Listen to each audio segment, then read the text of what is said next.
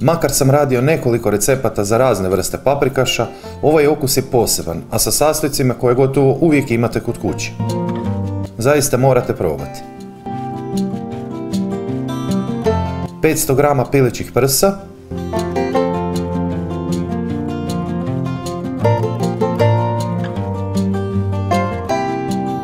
10 g soli, mrkva, korijen peršina, korijen celera, jedna rajčica, paprika, rog ili babura, 100 g brokule ili karfiola, a može i bez. Ipak, ovako će oni najmlađi koji inače prebiru po tanjuru najviše pojesti, jer neće vidjeti tragove povrća. Ulje. Pržiti poklopljeno na srednje jakoj vatri 5 minuta s jedne strane, dok kožica ne potamni.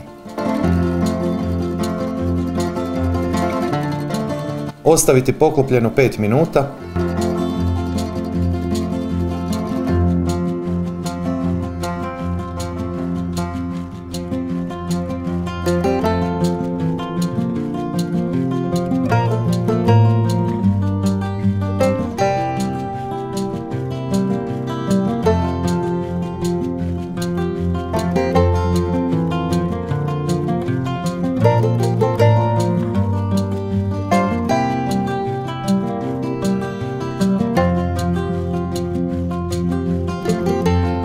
Kratko promiješati na srednje jakoj vatri pa uliti pola litre vode.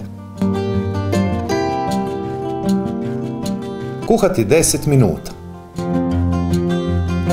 Maknuti s vatre i pasirati.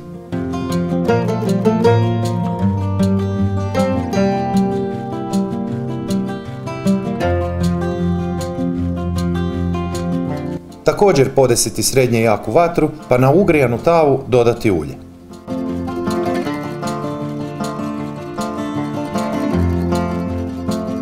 Naglo ispržiti oko 7-8 minuta da se mesu zatvore pore.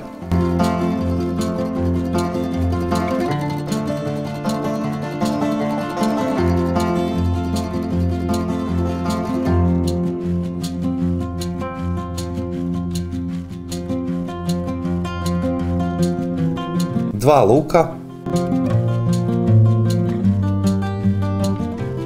list lovora, pirjati ili dinstati 10 minuta. 2 češnja češnjaka, nastaviti 1 minutu pa uliti 2 decilitra vode. Kuhati 7-8 minuta. Kada se voda reducirala, dodati 5 g slatke mljevene paprike. Upržiti 1 minutu pa uliti 1,5 litru vode.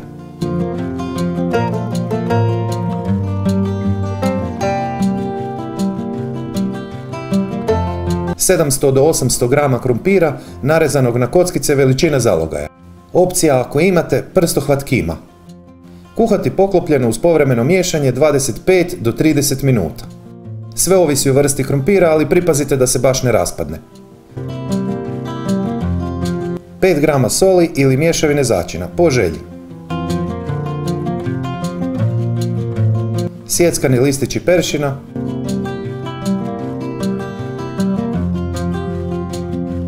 Papar po želji i ukusu. Nastaviti kuhati još 5 minuta i ovaj prefin, a drugačiji paprikaš koji zaista morate probati je spreman za posluživanje. Ispod svakog mog videa je pisani recept, popis sastojaka, postupak, savjeti i još preporuka za slična jela koja sam pripremao, a kao dobra ideja za ručak.